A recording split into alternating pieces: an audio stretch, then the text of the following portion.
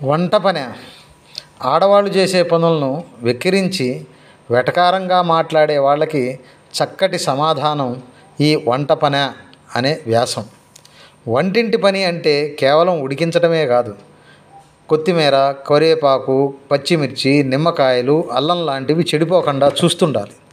ఏ ఏ కూరగాయలు ఎన్ని దినాలు ఫ్రెష్గా ఉంటాయో, ఏవి త్వరగా చెడిపోతాయో అనేది తెలిసుండాలి. తెలిసుంటే చాలదు, రోజు ఒక విధమైన వంట కాకుండా రకరకాలైన వంటలు చేస్తూ వంటిల్లు నిర్వహించాలి. తినేవారి అభిరుచుల్ని బట్టి, వారి ఇష్టాయిష్టాలను బట్టి, తినే సామర్థ్యాన్ని బట్టి వంట చేయటం తెలిసుండాలి. దానికి తగినట్లు సరుకుల కొలత తెలుసుకొని సరిపడా పాత్రలు సమకూర్చుకోవాలి. రుబ్బాలి, వేయించాలి, ఉడికించాలి, పొడి చేయాలి, ఫ్రై చేయాలి, డీప్ ఫ్రై చేయాలి, మీడియం ఫ్లేమ్లో ఉడికించాలి, అంట్లను కడగాలి, తుడవాలి, సర్దాలి. శుభ్రతను పాటిస్తూ వంటింటో ఒక యుద్ధమే చేయాలి.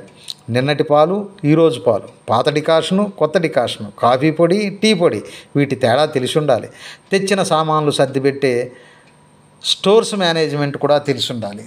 2-3 బర్నర్లపై ఒకేసారి వేరు వంటలు చేయగలిగే టైం మేనేజ్మెంట్ తెలిసి ఉండాలి. వడ్డించడం తెలిసి ఉండాలి. మిగిలిన దాన్ని ఖాళీ చేసి వేరే పాత్రలోకి సర్దుబాటు చేసే స్పేస్ మేనేజ్మెంట్ తెలిసి ఉండాలి. అమ్మ అంటూ పిలిచే వేరు వ్యక్తుల పిలుపునకు స్పందిస్తూ సమయానికి అన్ని పనులు పూర్తి చేయగలిగే మల్టీ టాస్కింగ్ సామర్థ్యం ఉండాలి.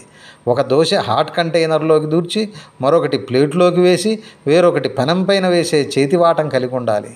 నిత్య మేనేజ్మెంటు, చిన్న గాయాలు, చురుకులకు చెలించక కామన్ సెన్సు, సమయస్ఫూర్తి ఇవన్నీ ఉండాలి.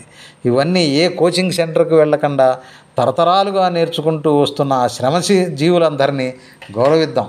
వంట పని అదేం మహా అని వెటకారించే ముందు ఇన్ని సామర్థ్యాలు, సుగుణాలు మనకున్నాయా అని ఆలోచించాలి. వంట పని అనేది అందరి అవసరం, అది అందరి జీవనాధారం.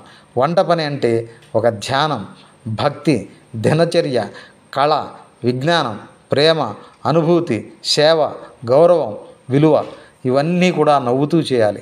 ఈ విషయాల్లో వెటకారం తగదు. వంటింటి కళాకారులందరికీ శతసహస్రాధిక వందనములు. ధన్యవాదములు.